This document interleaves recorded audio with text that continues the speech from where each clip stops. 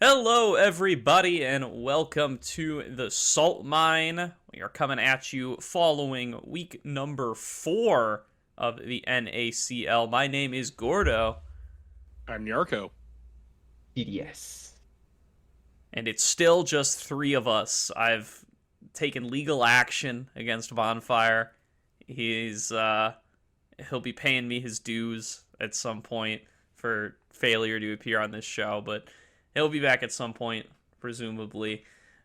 In the meantime, though, we're keeping it with the 3-man squad, and we are going to kick it off, as we do every week, with Player of the Week. So we got 18 more matches in the NACL from week 4. We have passed our midway point. Who do we have as Player of the Week for this first topic of the night? I guess I'm going to start it off and kind of allude to something we're definitely going to be talking about in specifics in the future, which is 100 Thieves Challengers. Looking fantastic, but I think I personally want to highlight, out of these 5 members, Destiny, the support.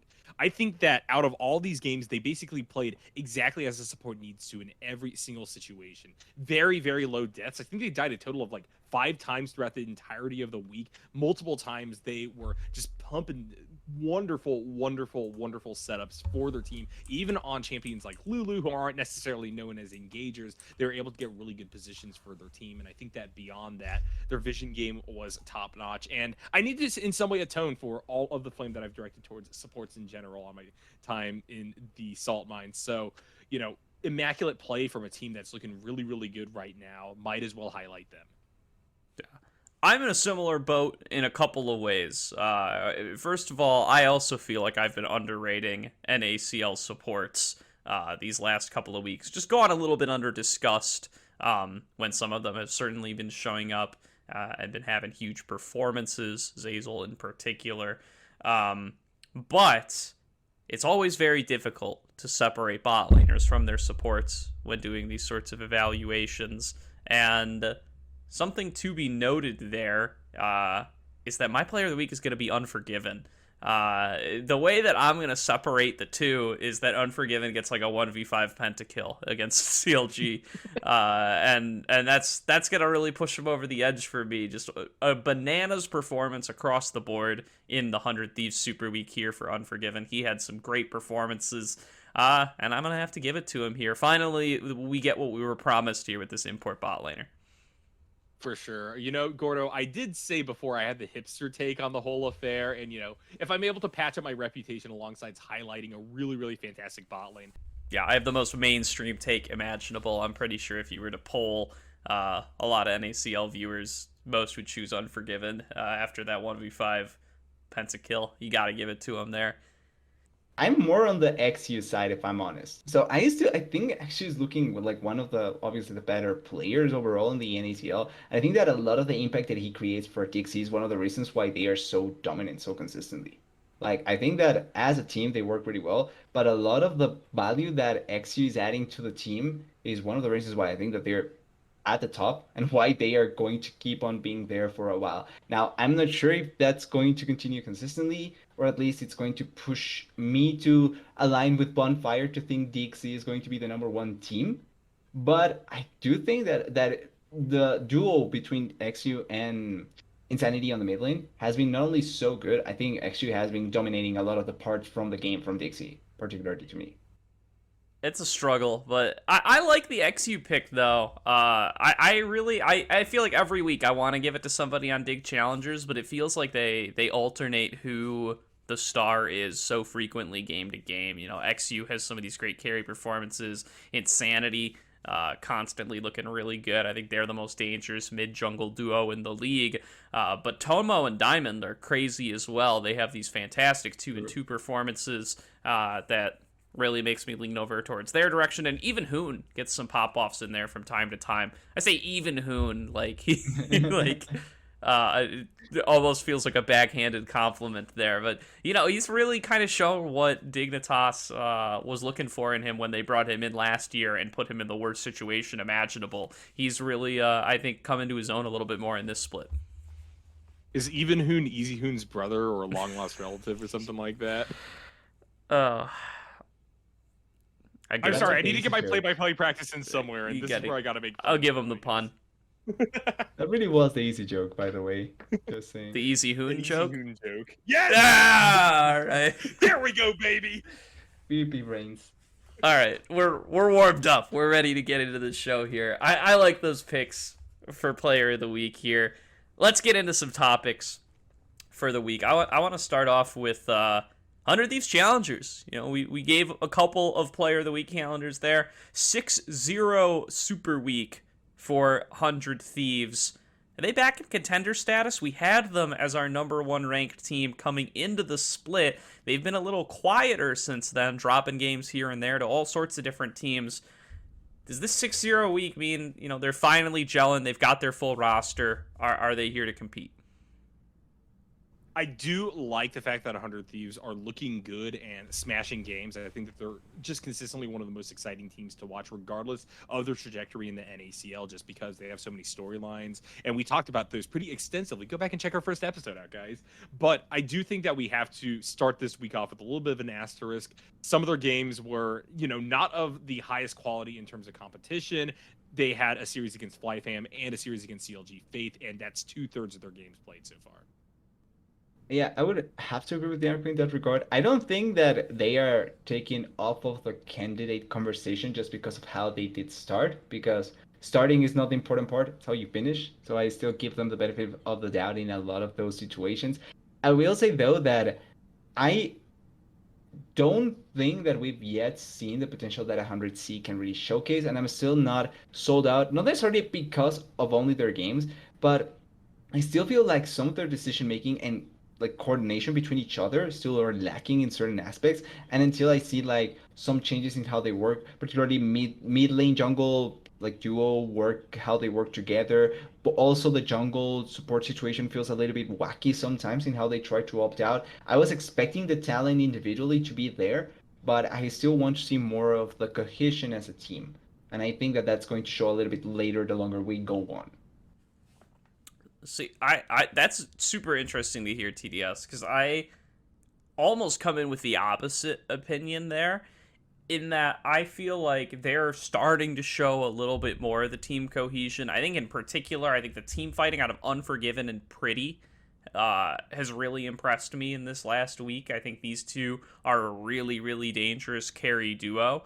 Where I get a little bit more concerned is where we've seen some of the individual showings. I think in particular, kind of a weak week from Sniper, right? In particular, the series against FlyFam, he gets solo killed by Lunacia both games. A couple of times, I think, in the first game, if I'm not mistaken. And just start looking like he's having a little bit of struggles as he adapts to the league. And, you know, we've seen that week on week now, right? He struggled against Faisal, too. A lot of these kind of provisional tier top laners have been getting the better of him here and there. And I think that the fact that Sniper is kind of cratering in terms of my top lane rankings does kind of feed back to the fact that right now I think one of the things to highlight about them is their team cohesion. They don't have to win through individually smashing lanes, although bot lane they are individually smashing in quite a few separate games. But overall, I do think that, yeah, as a whole, they feel like a more complete package going deeper on into this season. I'm excited to see where they go from here. And I would like to add a little bit on that.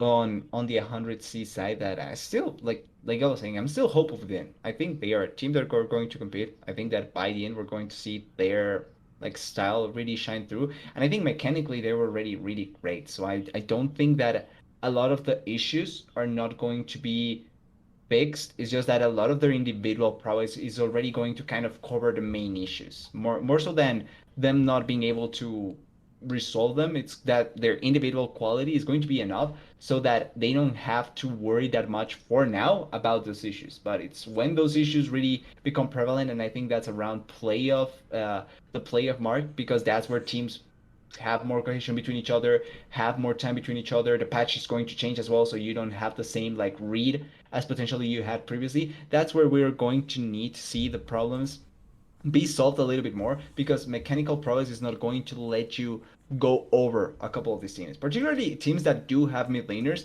that can answer to Pretty, because I think that that's one of the spots where 100C has been showing really nice, like consistent things. And mid laners that are going to contest pretty are going to be, I think, the hardest to try and go over for 100C.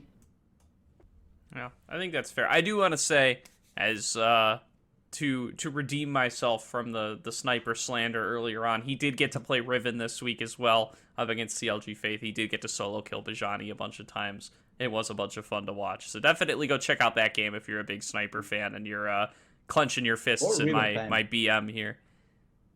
As the CLG Faith fan, I will say it was not a lot of fun to watch. It was disappointing, although, it is nice that Sniper is still able to shine on occasion and bring out some of these picks that I think are a little bit more just something that plays towards their comfort. Honestly, it's something that I want to see more of on all lanes and all teams in the NACL. I think it's something that Wildcard has oftentimes been the forefront and center of in terms of discussion. But yeah, maybe that could spread a little bit to other teams. Just open up, especially in these not so close series where we have clear contenders and clear laggers in the league in general. I think that we should hopefully see some more flexibility out of players in general.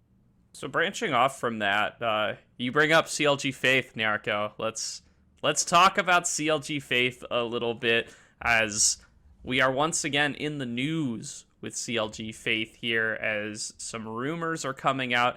Eevee has tweeted this publicly, so I feel like this is now in the public realm of discussion. We won't get into anything that maybe isn't quite public knowledge yet.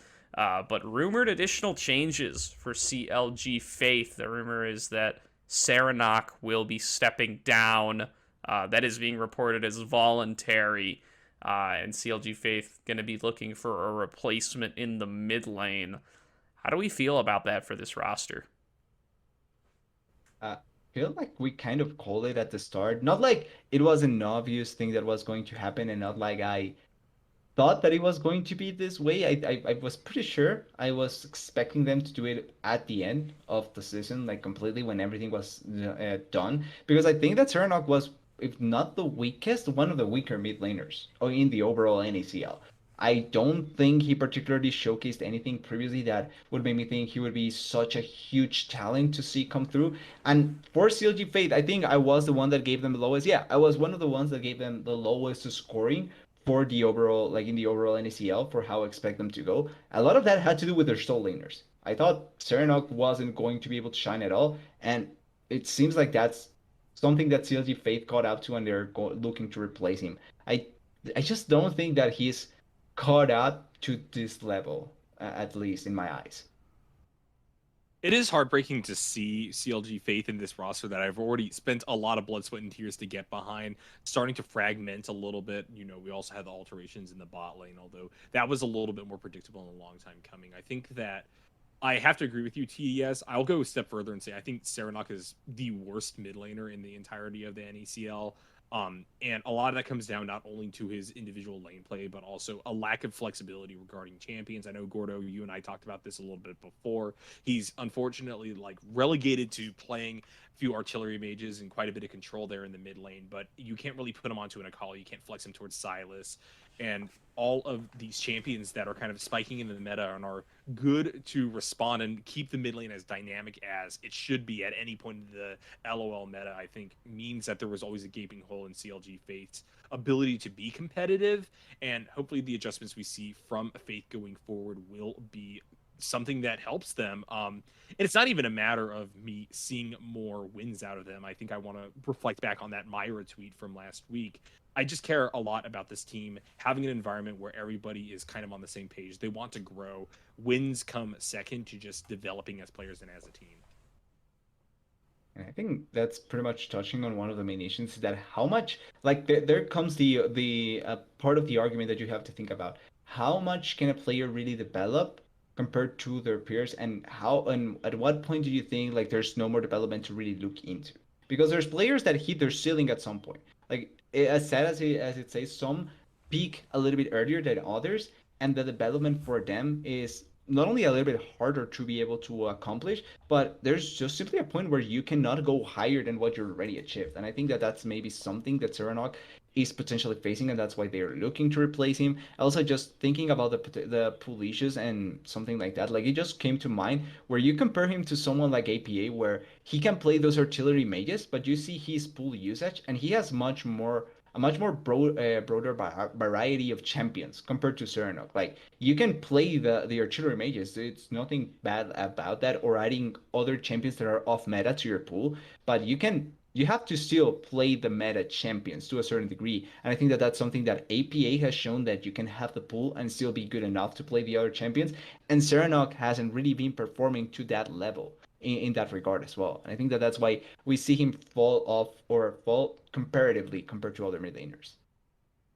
Yeah, and I am probably one of the people on this podcast that has the most divergent opinion in terms of a meta and in terms of what a good champion pool looks like. But I do think that overall, Serenok is just someone who didn't even shine on the champions that they were supposed to specialize in. We saw Lopley gave him his Xerath at one point, and it just felt like he was unable to do a whole lot on that champion. The absolutely crazy ways in which the other players were sidestepping his Rite of the Arcane just kind of was a moment that really spoke to me and said, I just don't think Serenok is unfortunately cut out for, especially the top side of this league. Could he have stayed around for this whole year? And would I have been happy with that, especially if he showed market improvement? Yeah, and I do think that he improved throughout the course of the season. It's just, being his own personal choice and all, I think it's clear that he sees another pathway forward, be it in or out of league. Yeah, and again, it is being reported as a voluntary step down here, which would make it the second that has occurred on this CLG Faith roster, as BMFX did before the season began as well. So definitely some unfortunate luck of the draw there for this squad. But, it's also something to be said that if there are changes to be made, I think we've got to be getting pretty close to the time where that's appropriate. We're just cresting over the midpoint of the season. At some point, rosters are going to lock, and you will not be able to make changes before your playoffs run and your subsequent potential involvement in relegations if you are one of these provisional teams. And so, if you are concerned about being relegated and interested in making changes, this would probably come close to when you want to do so. The quick thing, how many teams were relegated? I don't remember the amount of teams that were going. 4 of the 6 provisional teams get relegated. Also, just 2 are safe. Only 2 are safe, and it's based on your performance in the playoffs. So whatever 2 teams make it the furthest in playoffs, and then it gets tie broken on your record if you end in the same place. So, something to be said there. Again, doesn't seem like CLG Faith are making these changes intentionally. The Aaron change was intentional, but the Serenok one seems to be him stepping down. But still, if you are going to be making a change like this, and looking over towards FlyFam as well, who have the same record, if they are going to be looking to make any changes as well, you would think that this is the point in the season where you really want to do it, because you need to have time for your roster to gel together. And sure, maybe you're not going to turn around the whole season and make like a run to top 10 or anything, but you want to at least get into a position where you can defend your spot. And I want to kind of return back to this paradigm of a developmental mindset for these lower ranked provisional teams in reflection of, the upcoming playoffs, the fact that we're more than halfway through the season and roster lock is going to be something to deal with at some point. Do you think that even with a paradigm of improvement and a commitment to just developing, even if it means passing up on cheap and easy wins, that a 6% win rate, which is what FlyFam and CLG Faith currently sit at, is too much of a breaking point? Is this an indicator that perhaps you do have to kind of jump and leave behind some of your principles in order to just survive or be in a position where your trajectory in the NACL is one that isn't just straight up crash and burn? I'm glad you're bringing this point, because it allows me to make my favorite thing, metaphors about football. No! And it works perfectly here. Oh, God, I did it to myself! The thing here is, and it's something that we talked about last week with Moose Hater as well, it's it's all fun and good if you're able to develop the players and they work out massively and all that. But the reality of the issue here is that you are not safe. You don't have a guaranteed spot compared to the other teams. Even if you're affiliated to the LCS teams, you're still going down if you end up messing up. And that's why I was saying like it's all fun and good to say you want to develop players, but the example last week was Wildcard. Wildcard doesn't have that benefit of the doubt. They need to get those wins. They need to survive because that's where they are banking on to have them stick in the NACL so that they can keep the value of their like mark their team, their company up, and they can still be playing to showcase their value in the NACL. And I think that's something that goes to show that there's a limit to how much you can value trying to raise Sullen and trying to not forgave some of those wins. And now comes the football metaphor. In the European leagues, and honestly, in most leagues, the only league that I think doesn't do that is the MLS. United States, you know how that works. It's the MLS. The almost every other league in the world, you have relegation. So there's a really fine line between what you can do in terms of trying to showcase talent and then trying to win. Teams have tried to or always try to showcase talent to try and bring them up so that they can try and sell them for a bigger price or to have someone that can be their flagship player and that is someone that is brought from the house, and they try to do that. But when the situation becomes difficult, when you're about to be relegated, when you have to fight for your life, they bring the players that are good, they bring the players that can salvage the situation, they bring the coaches that can salvage the situation. And that's something that I think in this kind of a scenario, something that is atypical to United States is sports because it doesn't happen that frequently, or it never happens in NFL, MLS, or any of those sports where you're desperate to salvage the situation. You need to try and find that balance well enough. Sometimes the talent that is brought up saves the situation. It has happened. For example, my team from my country, from my city, did that, and it allowed us to be fighting for titles and all that with talent brought from the home, from the ground up. But it doesn't work always, and I think that that's the line that you need to find, the fine line that you need to find. And so I think that you're bringing up some good points here, even if it is cloaked in all of this soccer malarkey TDS. Beautiful. But yeah, there is an existential reason to a degree, abandon one's principles because it allows you to maintain a platform where you can continue to develop players into the future. But there's also a dimension to this that I think is a little bit more philosophical, a little bit more social. And it was something that I kind of encountered on Twitter today when I was talking and reacting to this Serenok change. Is it the case that after a certain point, when you're losing so much, as is the case with Faith, as is the case with FAM right now, that maybe it's just going to be too hard on the team environment for you to really commit to a development mindset? There has to be some kind of carrot at the end of the stick in order to drive players to continue to improve and go forward. But right now, when it just seems like loss after loss with increasingly harder weeks for CLG, Faith, and FlyFam, honestly, I think on the record books, it just feels like, to a degree, players are going to continue to drop. I think if we don't see a change, we may be seeing a lot more Serenok situations, unfortunately, coming out from these teams. Yeah, I think there's something to be said for what having this kind of consistent poor performance is doing to some of these players mentally, right? Like, it seems like you can't really attribute it to BMFX because he left before the season started, but Serenok and now Goo as well, similarly citing that just didn't seem like it was the lifestyle for him. But what I will call out, though, is as far as, pressing the panic button and trying to make big changes here, I don't know that based on the format we're working in here, where the four bottom provisional teams get relegated and have to play against the top four amateur teams, basically no matter what, I don't know that the specifics of your record matter too much, because it's not really not that different to be 3-15 like TL first instead of being 1-17. It's not even really that different to be 7-11 like AOE than to be 1-17, because you're all going to end up having to compete in that relegation tournament anyway.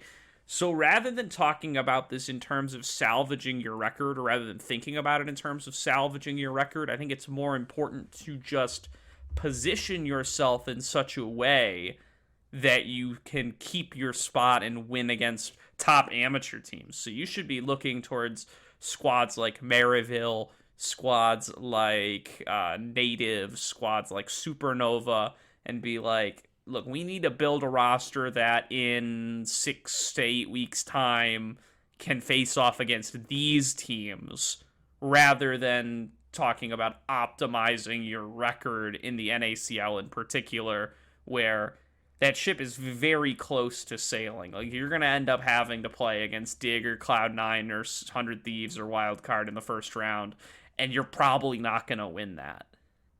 And that's a kind of thing, right? Because I think I've heard this somewhere. I'm not sure where, but the worst change that you can do is none at all. You at least have to try to salvage the situation in some way. And I think that at least looking to change something, it's probably the best thing that CLG Faith could have looked for. Now, will it made them out of nowhere be able to fight against most of the teams in the upper side? Actually, not even upper side, in the middle of the bracket? I don't think so.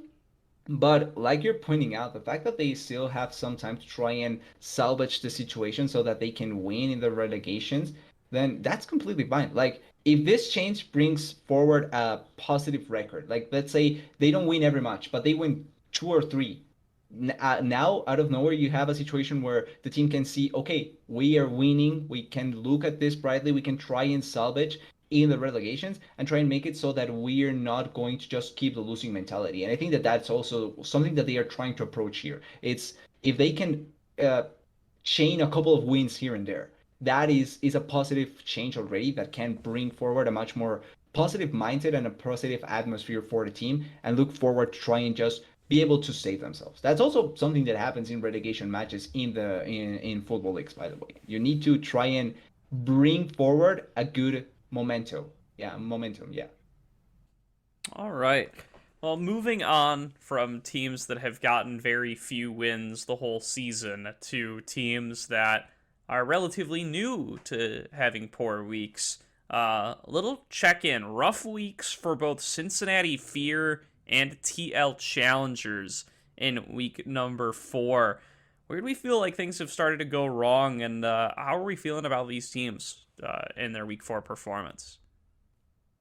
Start then. I'll go forward here and talk about my huge disappointment in TLC since I'm one of their main believers and I think they should be one of the stronger teams. Honestly, it's looking kind of rough on their side because even though I do think that they have shining moments, like they're consistently mid at best, and that's a big issue with this team because if they don't have like any sort of advantage in either mid lane or bot lane, I don't think they're achieving much. Bradley, for all that we talked about, I haven't seen anything explicitly great or not explicitly, increasingly great from Bradley. Like, I think he hasn't been horrible, but he hasn't been that great either. He's been average at best. And then Mir is an incognita because I don't know what to expect from Mir anymore. Like, sometimes he looks like a good jungler, but then I feel like he just loses the game for the team in a lot of ways that I'm not happy about.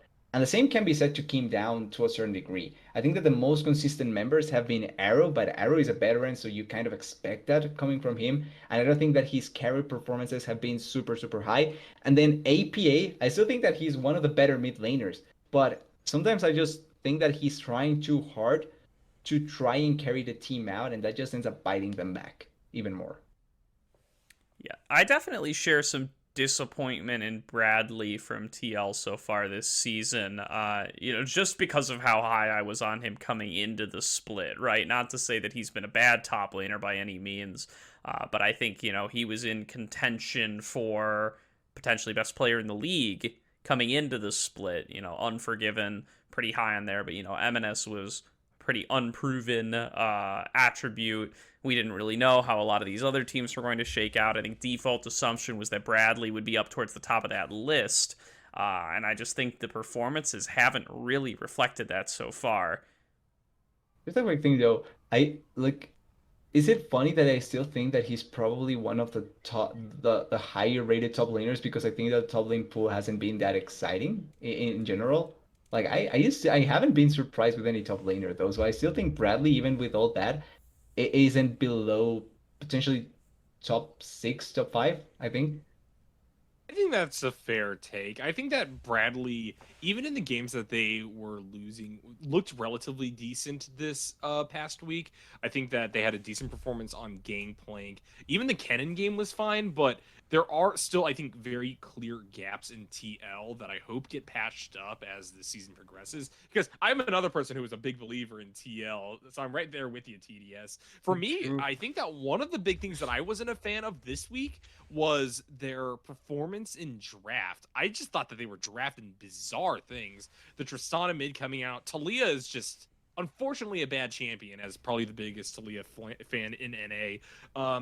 But overall, it just feels that they are trying to specialize their pick bans a little bit too heavily for the teams that they are up against, and they aren't really tracking the meta.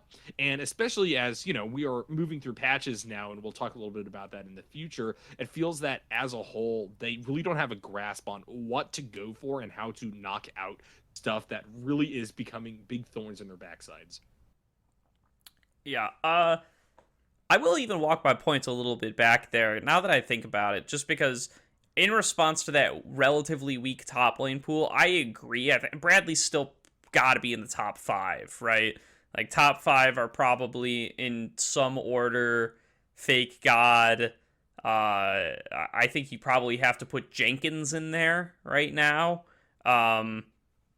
Moose Hater is probably sitting around there. I mean, dude's been slamming a lot of lanes. Surdy probably goes in that list. And then you're probably getting into Bradley territory. You know, maybe a little shout out to Faisal in there somewhere. Yeah. But other than that, I think I agree. The top lane pool has been pretty weak. Soul is right out. I mean, he's been, I think, a little bit disappointing this season. Haunter maybe makes an appearance up there as well. I think he's looked pretty good. But there's definitely a very wide middle ground for these top laners. Honestly, if we're going to target a specific player on TL that I have not been happy with, especially this past week, it's APA. I thought that they had a pretty abysmal performance this time around.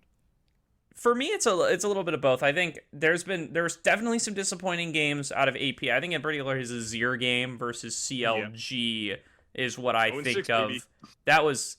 That was a tough game for him. Just missing a lot of skills, whiffing some ultis in there, whiffing some Qs. Not what I want to see either. But I also definitely think that I think Kim Down definitely deserves a little bit of some of the blame here. He has some games in there on the Nautilus where he is just getting caught over and over again. The first game against CLG in particular, he's getting demolished by a Meech Breezy Lucian lane, which I've previously called out as being Meech and Breezy's inferior setup in the bottom lane, we'll call it. But, you know, it's enough to take him down up against Kim Down and Arrow. That's kind of my biggest gripe is the fact that I think he's still the shiniest part of TLC, but at the end of the day, like, he still has performances that sometimes not only look bad, but it really, like, even more so makes TLC look bad. Because if APA is not doing well, the rest of TLC doesn't look that well. And that's why I think that he's the one that I have the most trust, but also why I think they need APA to be doing good. Because Arrow, for as much as I think he's a really good AD carry, I don't think he's the best part of TLC at all. Yeah, I mean, if they want APA to shine, they got to stop picking Talia and Tristana mid then, man. Ideally, yeah. These two champions are just not good right now, in my opinion. A Showmaker played Talia once and he won, okay? So it must be a good champion. I mean, oh god, I think that Talia mid has been bad for so long, honestly. I was watching all of the teams in play-ins for Worlds try Talia mid, and it was just depressing game after game watching this champion get run into the ground, which, you know, is good for me. It means that probably no nerfs in Talia's future, but oh my goodness, guys. Yeah, I will say, I know you guys are both lamenting this as people who rated TL super highly. I'm taking a victory lap here. I had TL a little bit lower, and I called this out last week, guys, that TL strength of schedule was so weak for the beginning of this season. People were really rating this team super high, but now they're starting to get challenged a little bit. Playing against CLG, playing against Cloud9, they cannot stand up to some of these stronger teams. Maybe that'll change with time, but from what I saw in their first few weeks, I'm not surprised that they're struggling here, and I'll suspect that they'll continue to struggle as they have to face opponents like Wildcard and Dignitas in the coming weeks. You take your victory lap, Gordo. Honestly, at this point, I have no pride left. My power rankings were abysmal, and I'm willing to fully admit that. I'm just along for the ride now, and frankly, this has been a great season with a whole lot of things not going the way I was expecting, which frankly means that the NACL is an exciting place. It's okay. I think TLC will showcase will appear on the playoffs, and me and Nyarko are going to end up laughing together because I believe in the TLC supremacy at the end of everything. What I want to bring up though, everyone didn't have faith in them, and they showcased themselves, and then this week wasn't the best. We haven't talked about Fear for their week that wasn't the best. And honestly, to me, I don't care about the other matches. The TSM one is the one that I want to focus the most because that to me was the most disappointing version of Fear we've seen so far. Yeah, I think that definitely was a disappointing performance. I do want to give some of that credit to TSM. I think they're looking better as they start to gel with Dragku a little bit more. I think Wild Turtle in particular, he's just in a groove this week where he's just willing to blind pick Xayah in all situations, and that's not really how people are playing the game on 13-1B, but seems to look pretty okay for Wild Turtle. So they were able to perform pretty well in those bot lanes, and letting Wild Turtle and Dragku hold their own in the 2-on-2, something that Wild Turtle has not been doing most of this season, really lets this play around topside Haunster playstyle work a lot better. The good thing about Xayah is that it allows Wild Turtle to flash in without any reason and then press R and don't die. So I think that's why we're seeing the blind Xayah. You can also ask the leg teams because they seem to love Xayah for some reason as well.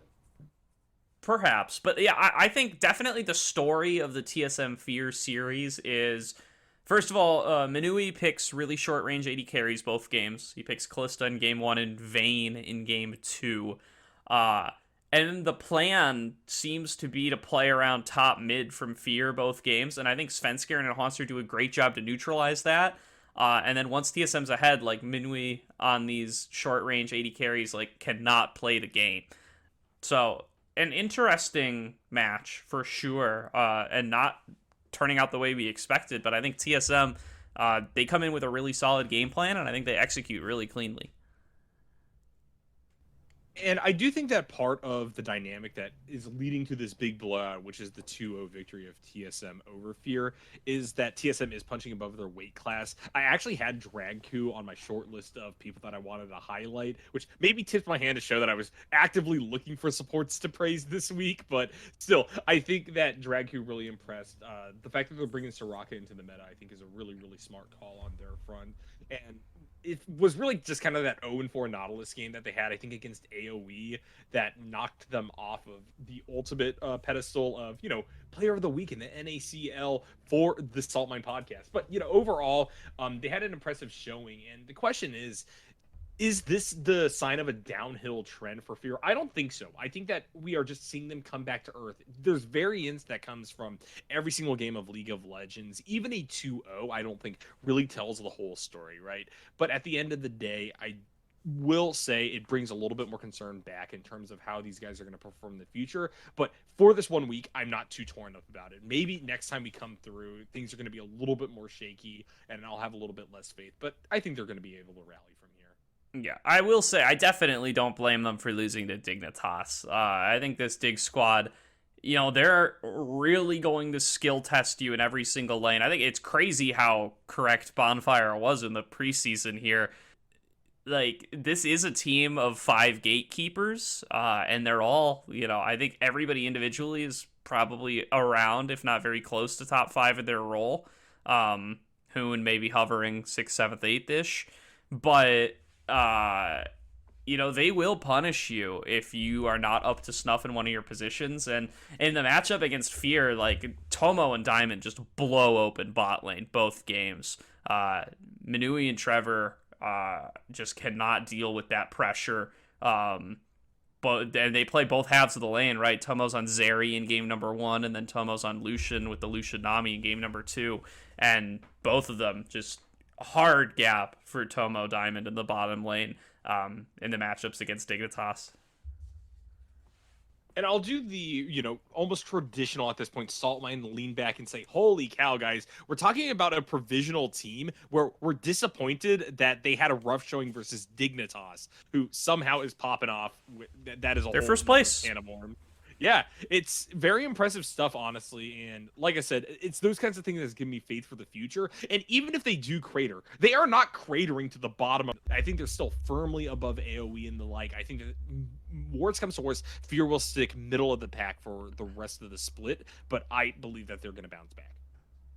And exactly, that's the thing though. Like bringing it back to the conversation of what do you try and do to keep yourself there? Fear already did that. Like they not only brought the players that weren't necessarily big faces, but they played really well and they are able to keep themselves in the upper side of the bracket. As long as they don't like collapse in a way that is unprecedented, to say it like that, they should be good enough to be able to survive and then just stay up top. And I mean survive not in the same way as CLG Fear, FlyFam of TLC or TLC or AoE, where they need to grasp to everything they can so that they can keep themselves in the NACL. I think Fear will keep themselves up. Like they have shown that they are a really good team and that they have the tools to be able to keep themselves in a spot where they can keep fighting with the top teams. Like I think the least I expect from them is to be 8th or 7th, in all honesty.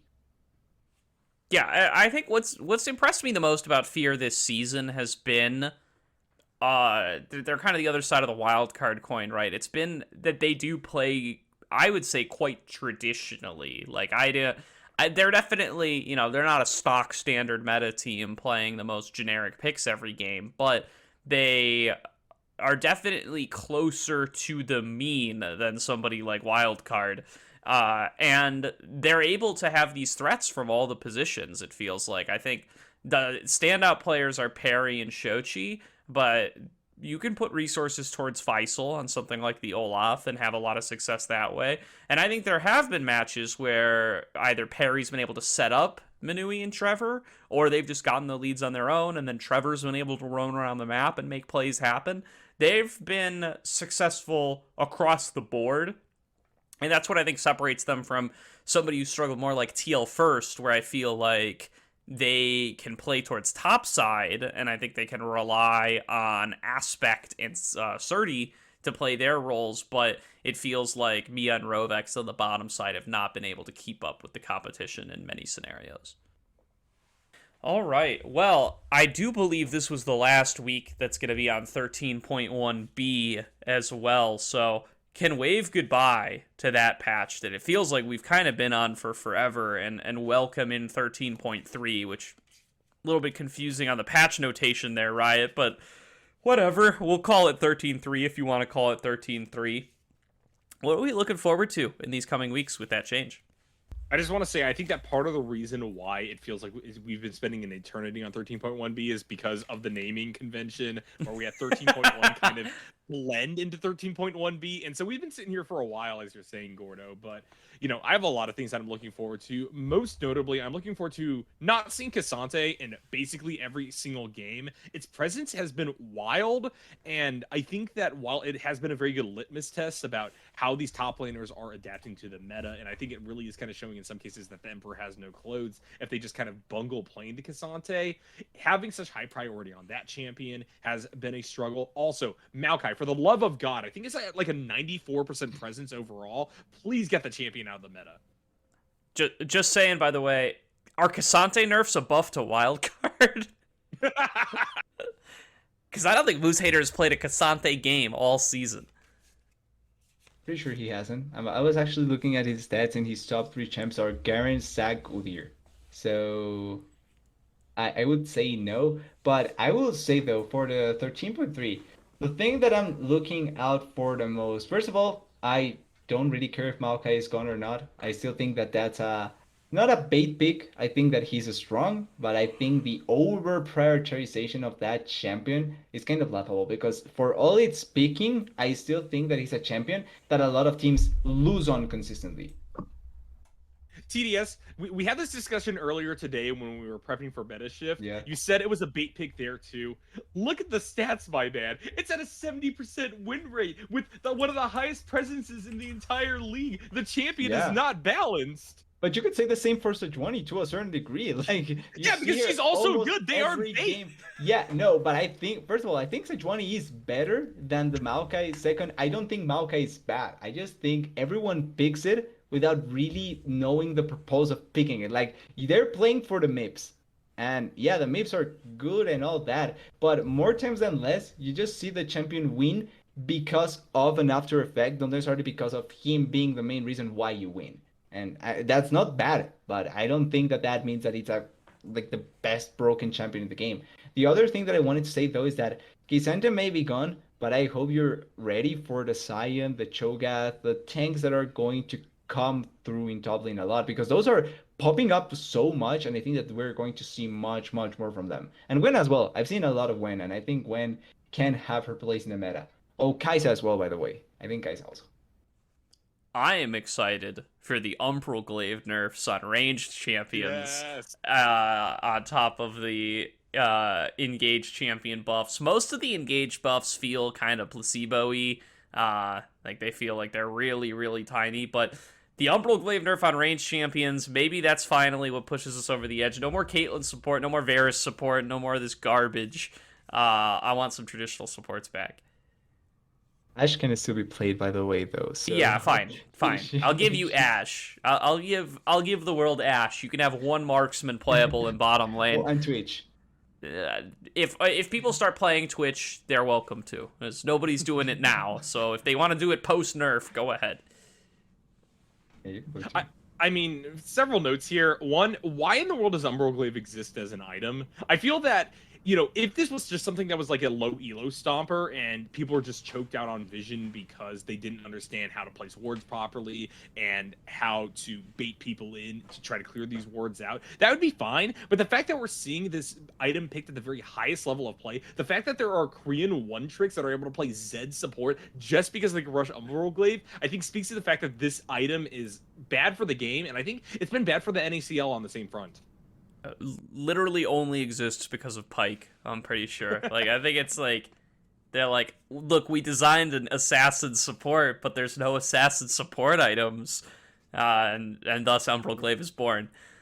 So, the thing that I feel like the biggest issue with the Umbral Glaive, not because I don't think that it's not a broken item, like I can see why it's so potent by itself. I think that the biggest issue that I have with it is that because assassins are so weak in general, that you have to see it on other champions to really make an effort to see the value with it. Because it's not like we see assassins actually be the ones that like make the most out of the item. I'm not talking about solo queue, right? Obviously in solo queue you can see where the assassins just completely snowball with that item if you know what you're doing. But in pro play, assassins are seen, I think, once or twice in a blue moon, not talking about the blank, but actual like AD assassins. I don't remember the last Talon, and he wasn't played assassin. I don't remember the last set, and he was like, I think, bruisery much more so than assassin based. So when you have assassins that aren't really like that strong in the meta, and they don't even build assassin when they get picked,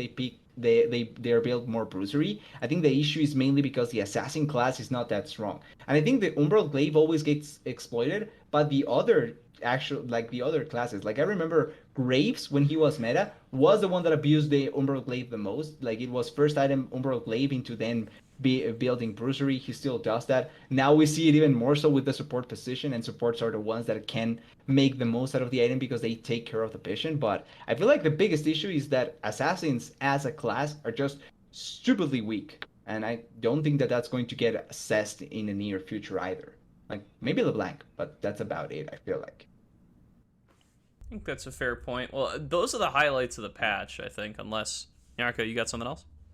Yeah, before we depart from just, farewelling 13.1b, I do want to note that this patch has led to some very interesting dynamics that I think really reveal a lot about the NACL when you just look at raw champion win rates and presence. One of the things that really stands out to me, Lucian Nami is faring exceptionally well and is very deserving, I think, of its placement as a very high priority bot lane. I hope that we can see more shifts to kind of take this pick out of the meta. But when you look at it in comparison to something like Caitlyn Lux or something that's a little bit more all in on this early game aggression, there really is no other option besides the Nami Lucian. And if we get that Bard out of the meta, I think it's just going to open up so much more flexibility in that role for scalers to come back through. Maybe something other than Zeri would be nice, but overall, I think that there's still a whole lot that Riot can do to fiddle with things at this NACL level of competition to hopefully propel us into a fun new metagame where we don't have to just go to Moose Haters Garen to talk about fun picks coming through from all these teams. Perhaps, and then 80s will cry about it again and we'll have to change it back. But until then, let's round things out. So like I said, we're 4 weeks through the NACL. Most teams have played about 9 matches on average. That might be off for 1 or 2 teams based on who's had super weeks and when. But with that said, we're about halfway done. And I would like to have some discussions about our mid-season MVP or mid-split MVP here. Obviously, not everybody has played everybody yet, and we'll do a little bit more formal of a most valuable prospect at the end. But let's hear our top candidates here at halfway through the season. As always, since I think they are the best players anyway, and I would always think that the best player should be a mid laner, I'm going to go MNS, because I think that he not only has been one of the best mid laners, like even after last week, I think that this week he had tough competition in the mid lane in my eyes. He performed really great, and overall he has been performing really great. I love that he's bringing certain picks out that we don't like. We do get the chance to see his Akali and Sylas often. I love that he tried to play the Vex this week. I think that it wasn't a bad pick and it worked out really well. Even though he got picked up a couple of times, I still think that he played well. And I think overall he's one of the best performing mid laners, both in and out of lane. So overall, I think he deserves the mid split MVP. And if I'm going to be wild, I think he'll get the end of split MVP as well, if I'm honest. Yeah, I think that that's a really good choice. Eminus is going to be on my short list as well. But, you know, given that Dignitas is on top of the pyramid right now, I think it'd be wrong to highlight anyone else besides someone from Dignitas. And for me, I'm going to give my vote over to XU, who has just been a fantastic facilitator for all of these lanes that, as Gordo put earlier, and as Bonfire put even earlier than that, this is a team of gatekeepers, and you are going to be tested to your very limit if you want to take this team down. And I think that the backbone, the Elmer's glue that holds everything together is going to be XU. Sure, do they play way too much Sejuani? Maybe, but that's, you know, a problem with the meta, not a problem with the player themselves. But every time they go on a champion like that, they absolutely pop off. And I think you really begin to see how Dignitas functions as a group if you focus in on their jungler. Yeah. See, the top team plays Sejuani, not Maokai. He also plays Maokai, though. Let's be honest but here. He plays more Sejuani. Yeah. All right. I think those are both solid picks. Shout out to MNS, who I think is probably the best, like the most individually mechanically skilled player so far this split. I would say still sitting at the top of the board with 25 solo kills.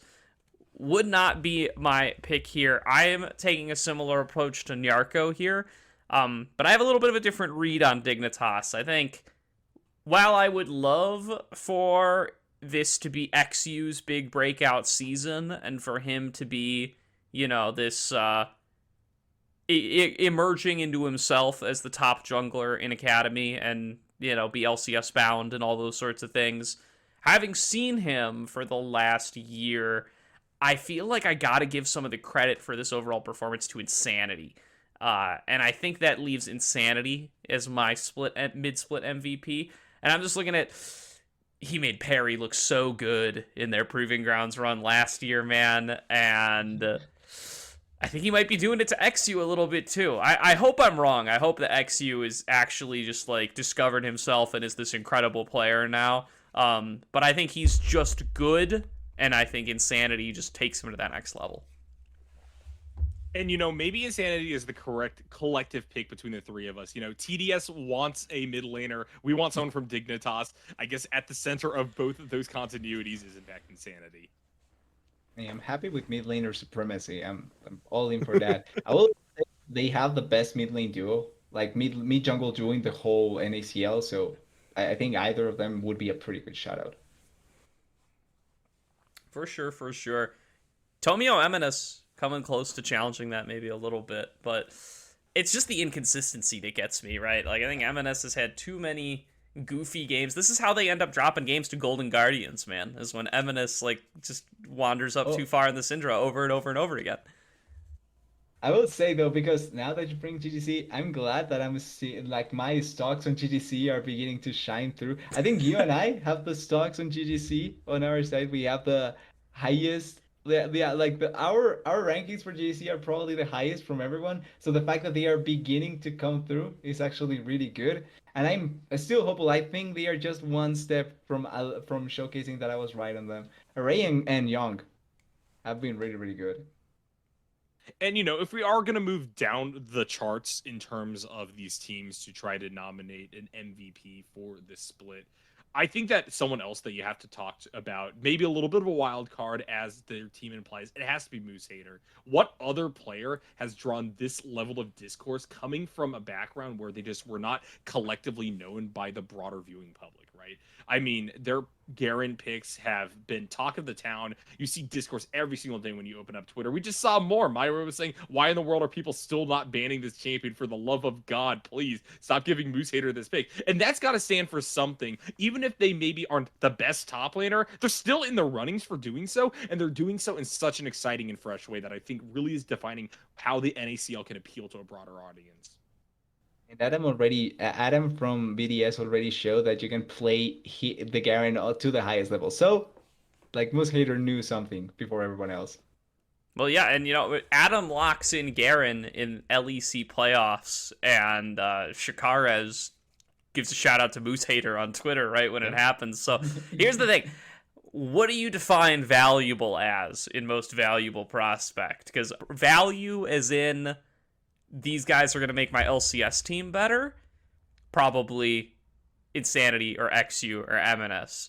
Valuable as in getting people to watch the NACL, that's Moose Hater all day, baby. So definitely got to give him a little bit of shout out there. There's definitely some value to be found in getting all these eyes on the NACL. I think that's going to do it for our show tonight. So thanks everybody for hanging out and chatting with us about NACL. Week 5 is coming up. This is a short week, almost inexplicably so. There's only going to be 2 days of games. I guess it coincides with the LCS Super Week, although none of the days overlap. So who's to say what the reasoning for this is? But does mean that there will only be 12 matches this upcoming week.